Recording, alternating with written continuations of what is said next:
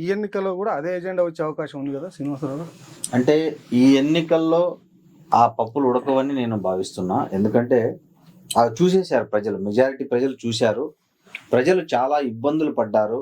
ఏ నోట్ల రద్దు అంశం గురించి కానీ, లేకపోతే మత రాజకీయాల వల్ల కానీ. ఇక్కడ మన ఇండియాలో ఏంటంటే మతాన్ని నమ్మే ప్రజలు ఎంతమంది ఉన్నారో వాటిని అర్థం చేసుకుని ఆ బీజేపీ భావజాలం నుంచి బయటపడే మధ్యతరగతి కూడా అంతే స్థాయిలో ఈ మధ్య చైతన్యవంతమైందని అనిపిస్తుంది. ఎందుకంటే ఈ ఇటీవల జరిగిన ఎన్నికలు కావచ్చు, కొన్ని రాష్ట్రాల్లో పరిస్థితులు, ఇప్పుడు కర్ణాటక ఎన్నికల్లో కూడా బీజేపీని 6 నెలల్లో ఇంటికి పంపించారు ప్రజలు.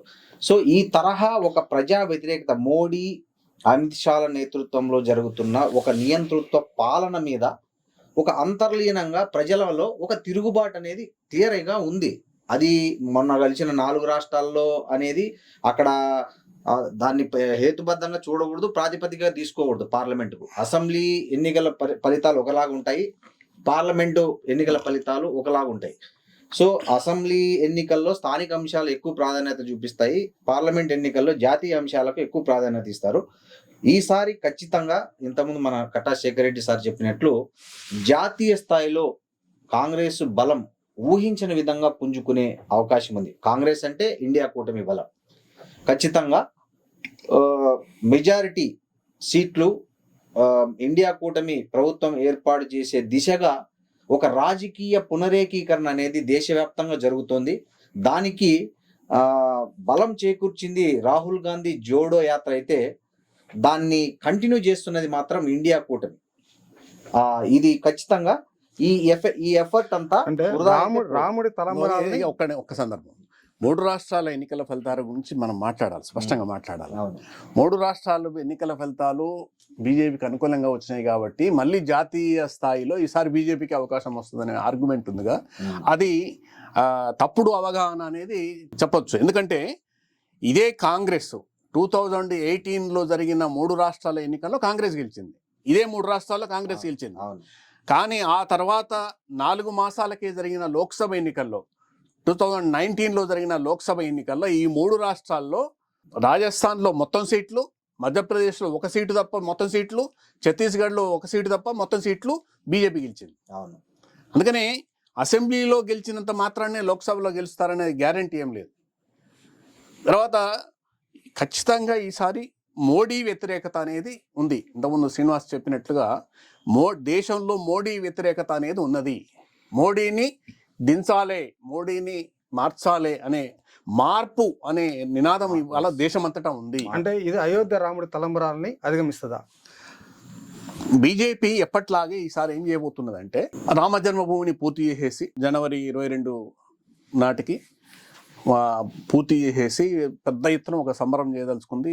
వందలాది రైళ్లు అక్కడికి ఏర్పాటు చేసి ఉచితంగా, ఇప్పుడు మధ్యప్రదేశ్లో కూడా మీకు రాముడిని ఉచితంగా చూపిస్తామని చెప్పి ప్రచారం చేస్తున్నారు. వాళ్ళు మీకు ఉచితంగా బియ్యం ఇస్తామని చెప్పరు, ఉచితంగా లేకపోతే సౌకర్యాలు కల్పిస్తామని చెప్పరు, పెన్షన్లు ఇస్తామని చెప్పరు, నిరుద్యోగ వృత్తి ఇస్తామని చెప్పరు, ఉద్యోగాలు ఇస్తామని చెప్పరు.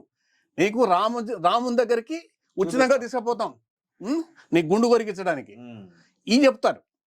దానికి ఏం చేసినారు, ఒక వందలాది రైళ్లు వేస్తున్నారు.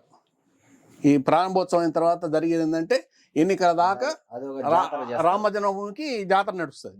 ఈ లోపున ఏం చేసినారు తెలుసా, పెద్ద ఎత్తున రాముడి తలంబ్రాలు, నిజానికి రాముని గుడి కాలే, అది ప్రారంభోత్సవం కాలేదు, దేవుని విగ్రహాన్ని ఇంకక్కడ పెట్టలే.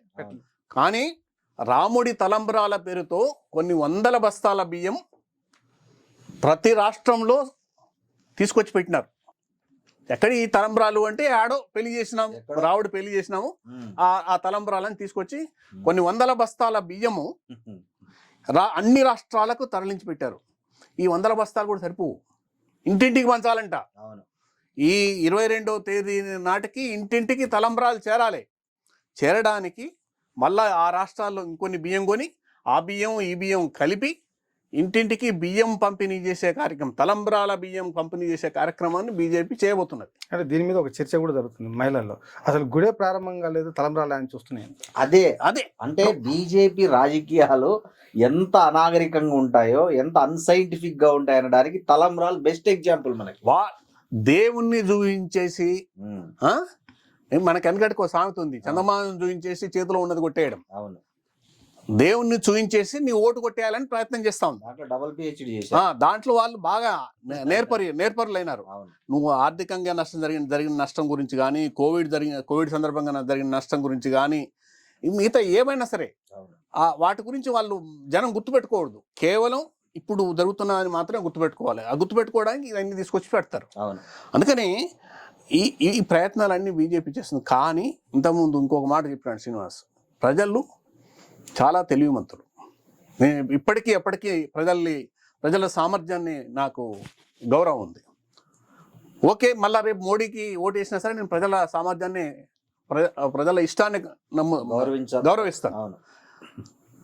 ఎందుకంటే అనేక రాష్ట్రాల్లో చూసినాం, ఇదే మోడీ బెంగాల్లో పోయి ప్రచారం చేసినాడు, బీహార్లో పోయి ప్రచారం చేసినాడు, ఒరిస్సాలో పోయి ప్రచారం చేసినాడు, హిమాచల్ ప్రదేశ్లో పోయి ప్రచారం చేసినాడు. ఏమైనా ఇవన్నీ ఎటువైనాయి? రీసెంట్ గా కర్ణాటకలో ఒక స్థానిక నాయకుడి కంటే ఎక్కువగా పెద్ద ఎత్తున రోడ్ షోలు చేసినాడు, ర్యాలీలు చేసినాడు. తెలంగాణ కూడా కానీ ప్రజలు రిజెక్ట్ చేసినారు. తెలంగాణలో కూడా అమిత్ షా, మోడీ సర్వశక్తులు వడ్డినారు. కానీ ఇక్కడ కూడా ప్రజలు తిరస్కరించారు వాళ్ళని. ఇంకెక్కడ ఆయన ముఖం చూసి ఓట్లు వేసిన ప్రాంతం ఒక మధ్య భారతం, అంతే. రాజస్థాను, మధ్యప్రదేశ్, ఛత్తీస్గఢ్.